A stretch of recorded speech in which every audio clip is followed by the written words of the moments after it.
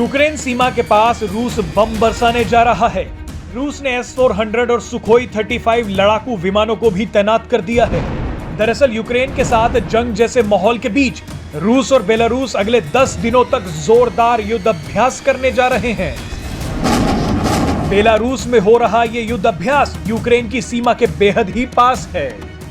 सुरक्षा विशेषज्ञों ने यह चेतावनी दी है कि रूस और बेलारूस इस अभ्यास के जरिए यूक्रेन और पश्चिमी देशों को यह संदेश देना चाहते हैं कि वो युद्ध को लेकर कितने गंभीर हैं। इस अभ्यास में रूस के 30,000 सैनिक, S-400 एयर डिफेंस सिस्टम और 12 सुखोई 35 फाइटर जेट तैनात किए गए हैं।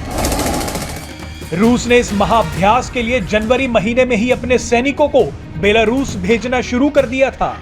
इस अभ्यास को एलाइड रिजॉल्व का नाम दिया गया है। इस अभ्यास के महत्व का अंदाजा इस बात से ही लगाया जा सकता है कि नाटो के मुताबिक शीत युद्ध के बाद पहली बार इतने बड़े पैमाने पर सैनिक और हथियार रूस ने तैनात किए हैं। रूस ने यह तैनाती ऐसे समय पर की है जब उसने 1 लाख से ज्यादा सैनिक यूक्रेन की सीमा पर तैनात कर रखे हैं।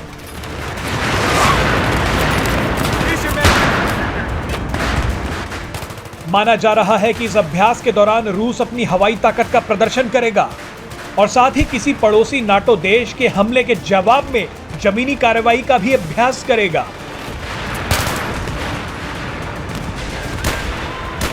इस युद्ध अभ्यास को देखते हुए अमेरिका और नाटो देशों ने यह चेतावनी दी है कि या तो यह जंग का ट्रेलर हो सकता है और या बेलारूस की सीमा से मात्र 150 किलोमीटर दूर स्थित यूक्रेन की राजधानी कीव पर कब्जे का प्रयास। यूक्रेन संकट को लेकर अमेरिका के पोलैंड में सैनिकों को तैनात करने के बाद भड़के रूस ने नाटो देशों को सबक सिखाने के लिए किंजल हाइपरसोनिक मिसाइलों से लैस अपने मिग-31 विमानों को तैनात कर दिया है।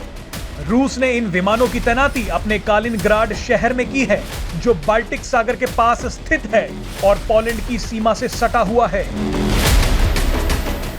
रूस की ये किंजल हाइपरसोनिक मिसाइलें आवाज से 10 गुना ज्यादा स्पीड में उड़ान भर सकती हैं और परमाणु बम गिराने की भी ताकत रखती हैं। रूस की किंजल हाइपरसोनिक मिसाइलों की ताकत का अंदाजा इस बात से लगाया जा सकता है कि इनका तोड़ अभी अमेरिका समेत किसी भी नाटो देश के पास नहीं है। Presenting B News app, available on Google Play and App Store. Download it now.